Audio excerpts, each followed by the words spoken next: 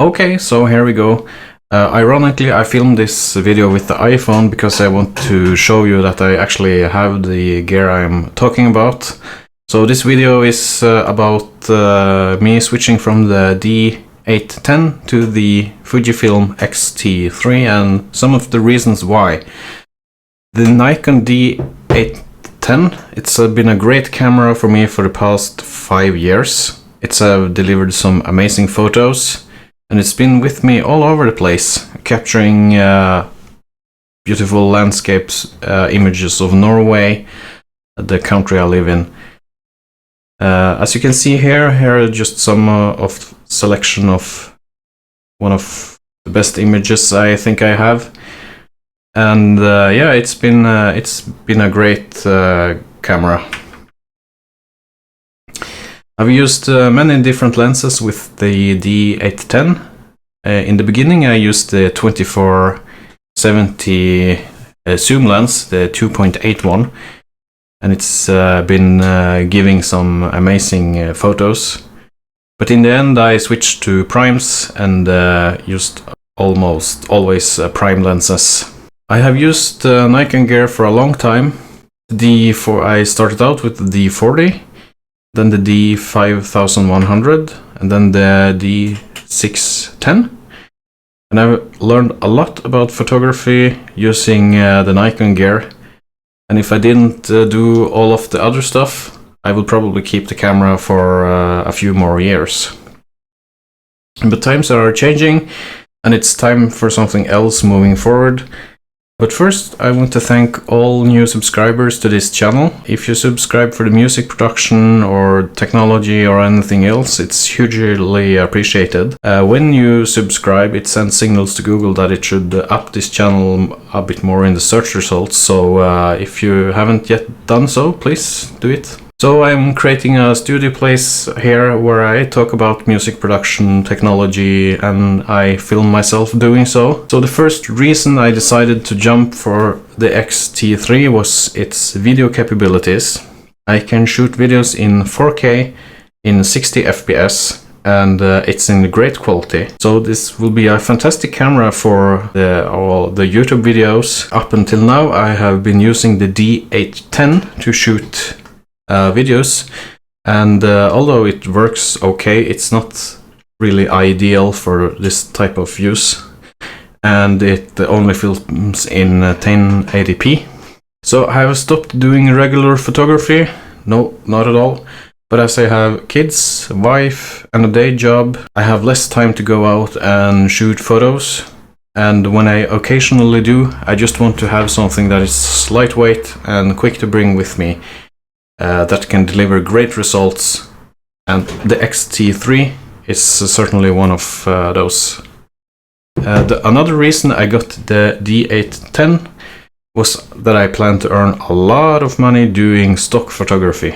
That didn't really turn out as I had hoped. In 2018 I earned, I think it was about $163 in stock photos. Not something you can live on here. But instead of having the files just lying dormant on the hard drive, it's nice to have them up here and available if someone wants to buy them. Image quality wise, the D810 has produced some amazing landscape photos in the years I've been using it. But does that mean the X-T3 is a bad landscape camera? No, it's not at all. It's been getting great reviews as a camera. And don't take my words for it, check other reviews out there, and because this is not really a review of the X-T3, although I'm going to show you some images later on here now.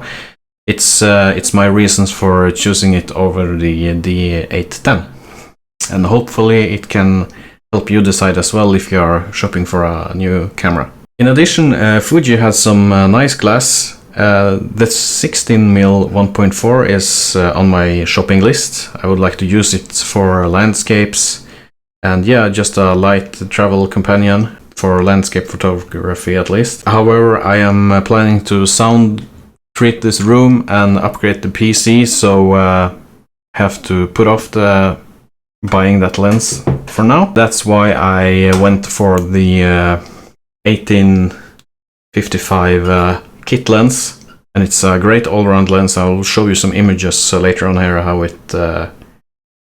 they look like. If I had unlimited money, I would probably keep the D810 for a few more years, because filming synths and gear, it would probably require some more cameras, or it would at least be nice to have some more cameras. But I am going to unload it and try to get some money back from it on the used market. So here are some quick images I have shot with the X-T3 here in Norway. So this is a ship that was docked here. These images are edited. You can see here I have been able to get some of the highlights from the skies. You can see the before raw image here. There are some more images. They are all shot in raw. Here's a food image where I use the camera color profile vivid. I just selected it here in Lightroom. This image is shot from a window, so there's a window in front of this image. That's why you have this little blur here in the middle. That's some dirt on the window. But it's if we zoom in on the images, I think they are sharp. And actually, I think I maybe over-processed this image. If you see on the original image, it actually looks a little sharper than the processed image. So if reset, so it's pretty good. Just press auto, okay, and let's just go to select the color profile, bring down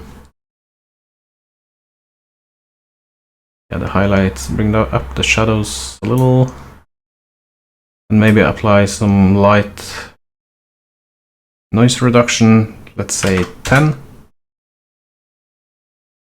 Yeah, I think it's possible to get really nice images just from this kit lens. Yeah. There are some more images.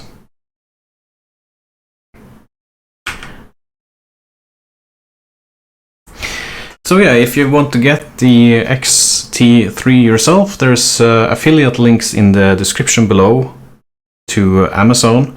If you use those links, it will give a little kick back to this channel with no extra cost to you. Feel free to use them or not use them, it's up to you. In addition to that, there are also links to my Spotify pages, music production, and Patreon, and everything else like that. I'm really excited to begin using this camera for these YouTube videos, and also just as a regular camera and go out and shoot. This is really a do-it-all camera, and for the price, I think it's a no-brainer. I'm very excited to see where Fuji goes from here, and I think the X-T3 will be a new companion to me for a few years going forward now. So yeah, I hope you like videos like this. Please hit subscribe and tap that bell for more videos. And talk to you later. Take care. Goodbye.